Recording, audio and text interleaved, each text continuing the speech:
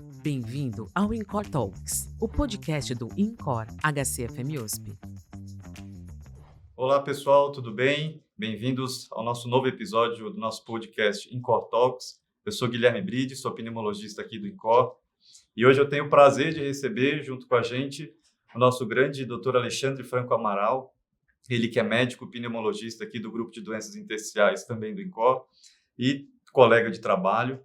E, Ale, é sempre um prazer conversar com você. Obrigado pela participação aqui com a gente para falar de um tema que é bastante desafiador, assim, na prática, né? Porque, por exemplo, lidar com pacientes com doença intersticial e tratamento.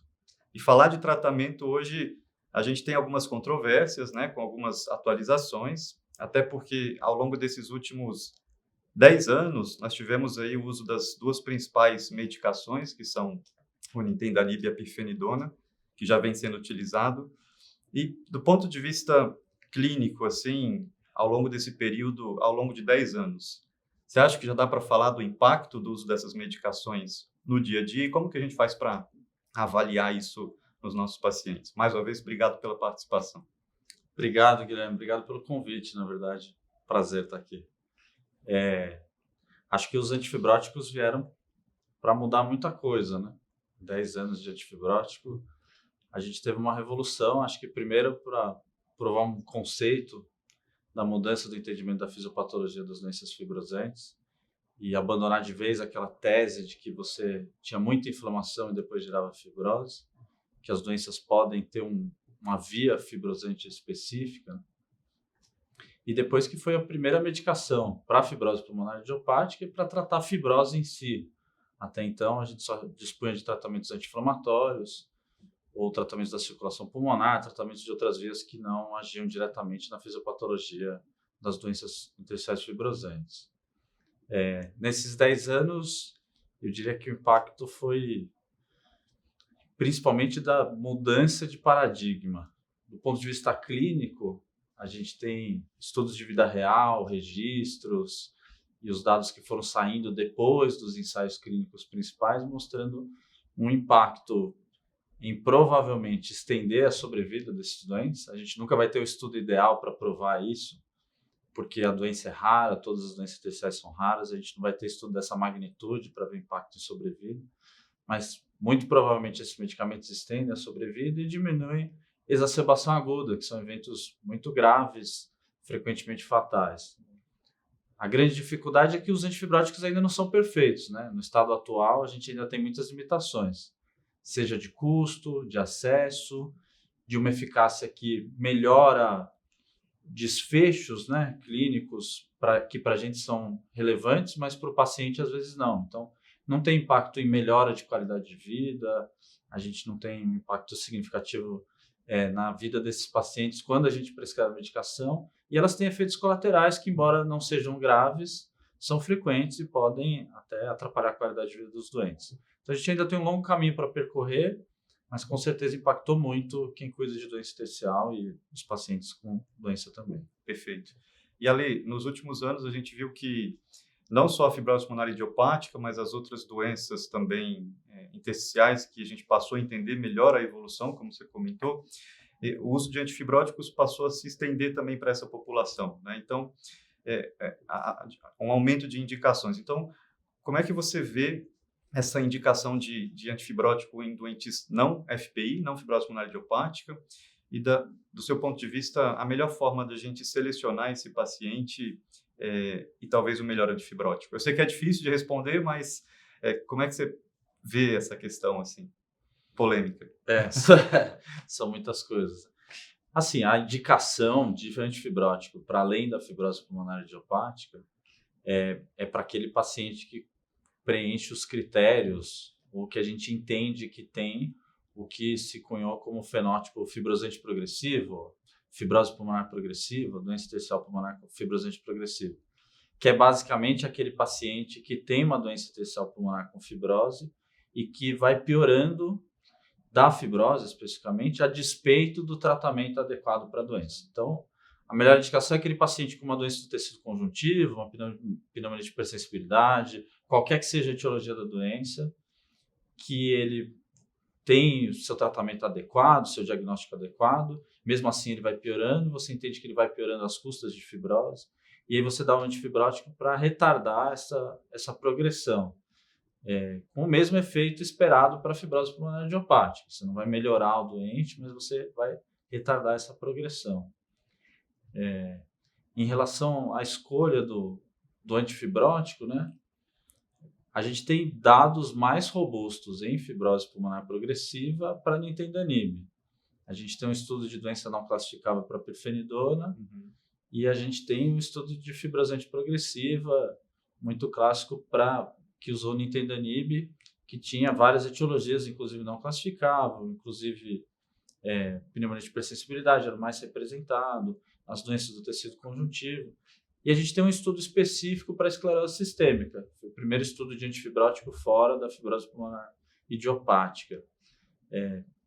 Mas a escolha do antifibrótico, de maneira geral, assim, isso desde o que a gente entende para a fibrose pulmonar idiopática, passa muito pelo perfil de efeitos colaterais, de segurança, dos riscos que você tem associado ao uso de um ou de outro, e na via final da eficácia e da tolerância do paciente, né, depois de prescrito.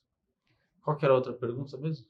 A outra pergunta é o perfil do paciente que talvez mais se beneficia de um antifibrótico, que você acha que seja o ideal para a gente utilizar o antifibrótico. Lembrando que os antifibróticos, na prática, são medicações pouco acessíveis, de um custo mais elevado, né? A gente não tem no sistema público e muitas vezes acho que a gente precisa realmente ver essa indicação de uma forma mais individualizada, né? Até para não onerar o paciente ou então fazer uma prescrição de um paciente que não vai ter tanto benefício. Então, qual seria o paciente que você considera o mais preciso assim para receber a medicação? Tá ótimo. Pergunta difícil essa, bem difícil. Diria que a gente não tem dados suficientes para dizer isso, mas pensando na indicação e nos benefícios, assim, me permita te corrigir, mas para mim, você disse que os dois principais tratamentos de doença intersticial fibrosante são os antifibróticos. Eu não sei se eles são, né? A gente tem doença intersticial pulmonar fibrosante que se beneficia ainda muito de tratamento imunomodulador, né? Corticoide, imunossupressores, particularmente as doenças do tecido conjuntivo. Então, eu diria que o candidato ideal é, primeiro, aquele que você tem certeza que ele não deve melhorar com tratamento anti-inflamatório, né? Então, eu acho que isso é uma busca sempre importante. Se você acha que tem benefício no tratamento anti-inflamatório, esse paciente provavelmente não é um bom candidato ao antifibrótico, porque o antifibrótico vai ser um tratamento que vai retardar a progressão da doença e não fazê-lo melhorar, né? Eu dou sempre o exemplo do estudo de esclerose sistêmica, né? A gente tem ensaio clínico randomizado com antifibrótico para esclerose sistêmica, um dos poucos, né? E tem também para imunossupressor, uma das poucas doenças do tecido conjuntivo que tem tratamento imunossupressor com ensaio clínico.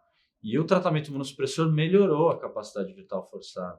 Ele não só atenuou a perda. Então, eu acho que começa por aí. E a outra é você levar em conta características do paciente, né? Então, um paciente muito frágil, por exemplo, independente da idade, né? Tem uma associação com idade cronológica, mas que tenha critérios de fragilidade, que você acha que tem muito risco de efeito colateral, ou que tem uma expectativa de vida muito baixa, talvez não seja o melhor paciente para ser selecionado. Ou um paciente que tem uma doença muito inicial e que você acredita que não seja fibrose pulmonar idiopática, também é controverso, apesar de muitos especialistas acharem que a indicação precoce seria melhor. Perfeito. E uma outra questão agora que talvez seja uma das mais interessantes também, por exemplo, um paciente que está em tratamento, já fez uso de tratamento anti-inflamatório, caso seja indicado, tratamento antifibrótico, se for o caso também, e se ele ainda assim piora do ponto de vista clínico, ele progride do ponto de vista de sintomas, qualidade de vida, o que a gente pensa em fazer com esse paciente? Qual seria uma forma de avaliação ou de tratamento, de manejar esse paciente que piora a despeito do tratamento combinado ou não? A primeira coisa é pensar que, assim, se você está dando antifibrótico para um paciente que tem fibrose pulmonar idiopática ou fibrose pulmonar progressiva, precisa ter em mente que é esperado que ele vá piorar, porque você está diante de um comportamento de doença que vai ser progressivo. Então, é esperado que a doença dele vá piorando ao longo do tempo. Dito isso, é lógico que a gente vai continuar cuidando desse paciente quando ele está piorando. E aí, para o antifibrótico especificamente, é uma das indicações de substituição, de troca. Né? Então, quando você acha que ele piorou mais do que seria esperado. O que é isso? Isso é muito relativo, mas normalmente é aquela piora acima de 10% da capacidade vital forçada, é a piora que você espera para o placebo, né, dos estudos. Uma progressão. 200 ml, uma progressão muito franca, para pensar em trocar.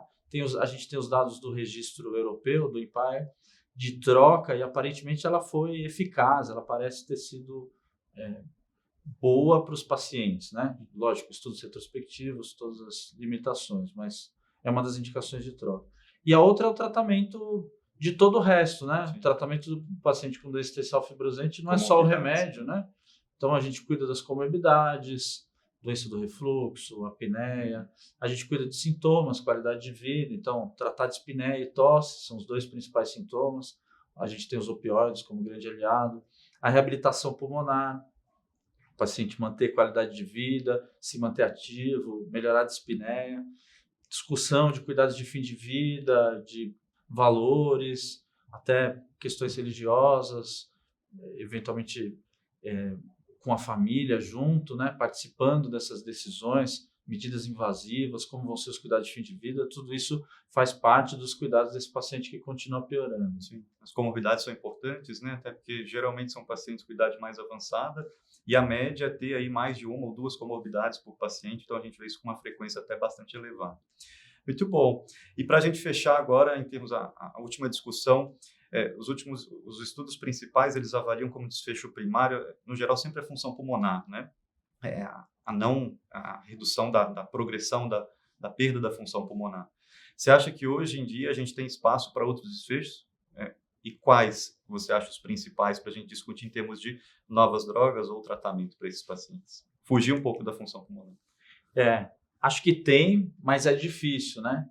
A CVF, a medida da capacidade vital forçada, ficou consolidada como a grande medida desses pacientes com doença intersticial fibrosante. Saiu um estudo recentemente, mais de 60% dos estudos para essa população olharam para a capacidade vital forçada.